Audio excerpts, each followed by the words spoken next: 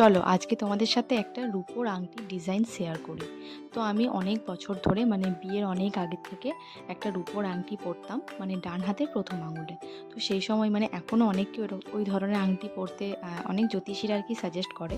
তো আমাকে কেউ ওরকম সাজেস্ট করেনি, আমি জাস্ট আমার খুব ইচ্ছা হয়েছিল তাই ওটা বানিয়েছিলাম। তো বেশ অনেক বছর ওটা পরে থাকার পর ওই আংটিটা আর পরতে ভালো লাগছিল না। তো ফেসবুক থেকে এই ডিজাইনটা আমি পেয়েছিলাম, তো আমার বেশ ভালো লেগেছিলো। তো এইটা আমি আর কি তারপরে বানিয়েছি ওই আংটিটার পরিবর্তে।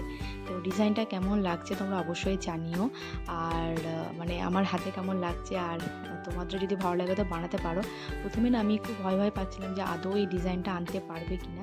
তো এই রিংটা মানে এই আংটিটা আমি বানাতে দিয়েছিলাম আমার মামার বাড়ির ওইখানে।